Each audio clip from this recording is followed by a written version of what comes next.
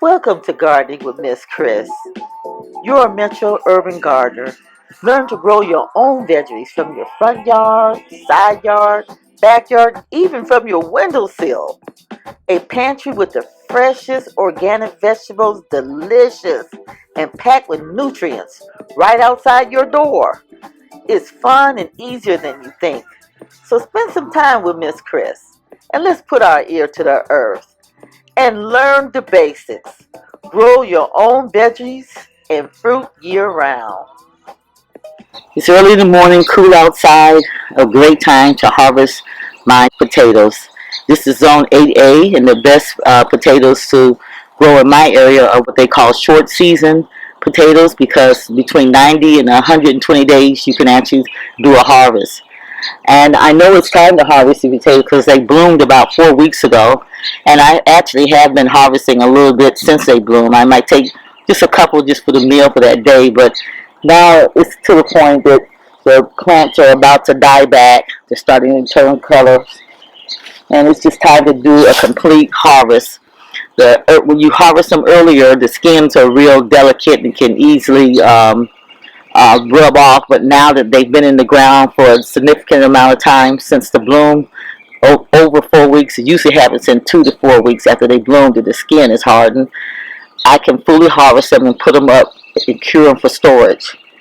Um, I planted these potatoes when the lowest temperature of the day was around 50 degrees, but you can do it anywhere between 45 degrees and maybe a little higher.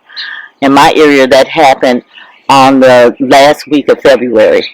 And so that's how long these have been here. Right now, it's June 6th. There's several methods to plant potatoes. I chose a method that will make harvesting easier, and I think this is the easiest method. And what I did is I took my potato seeds after I had set them on my dining room table, let them bud out. I put them in a shallow hole, put about a handful of bone meal, mixed that into the bottom, sat the potato and just lightly covered it up with the soil. And then I covered the entire thing with about 4 inches of wood chips. And when the potato plant got up to be about maybe anywhere from 10 to 12 inches tall, I healed around the potato plant about 12 inches all the way around the potato, more wood chips, and I healed it up another 6 inches. And the reason I did that and what this healing means is I want to make sure no sunlight will get to my tubers, because if the tubers are exposed to sunlight, it will turn the potatoes green, and green potatoes are poisonous. Also, potato leaves are poisonous. The only thing you can eat on a potato plant is the potato, unlike a sweet potato. Sweet potato, you can eat the leaves, but not your regular potatoes. So let's see what we got here.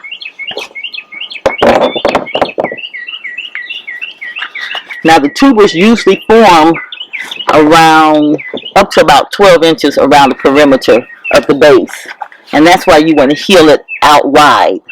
When you're harvesting your potatoes, you want to make sure you don't damage them. So you want to be careful when you're digging them out. You don't want to bruise them, because if it's not going to make the potato not unedible, but it won't be a potato that you can cure because it will spoil over time. So you want to try to get it whole and intact. And if you do accidentally damage one, well, that's the potato you're having for dinner that week. So let's see what we got here. Let me pull back these wood chips.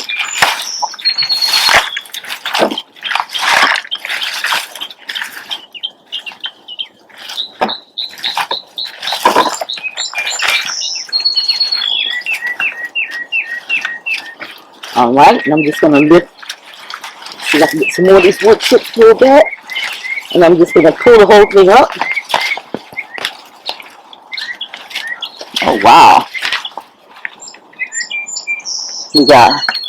Let's see, we got 1, 2, 3, 4. Get around. Oh, here's another one. 5.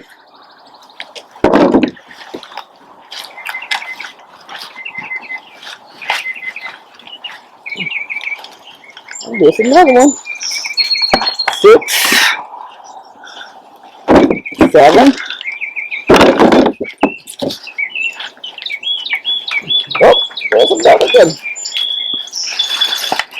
8,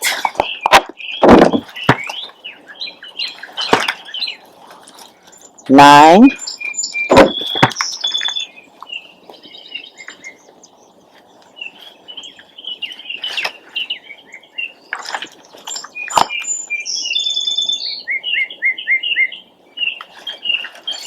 All right, it's 9 potatoes.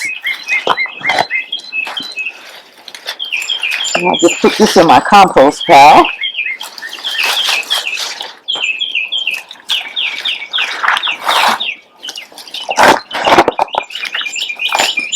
Now we need to see if these potatoes are good for curing. All you do is you take your finger and rub the skin. And if you see that the skin is not coming off, the skin is tough, and this potato is ready to be cured. So I'm not going to wash them off or anything. I'm just going to let them sit like this. I'm going to be sure to save one. So I usually plant a whole potato. I don't cut mine in pieces. So I'm going to save a couple of these out because all 1, 2, 3, 4, 5, 6, 7, 8, 9 of these came from one potato. So I'll take this. I know this is disease free because it came from my garden. It's used to my soil. And I'll take this and let it bud out. And this will be my next. I'll put this same potato back in here next, probably in mid-August, somewhere around there, depending on how the weather is. I might try to grow a fall crop. But if we get that 100-degree plus weather like we got last year, I won't do it. But other than that, I'm going to try to go for a fall crop. And that's it. So let's put our ear to the earth and learn the basics.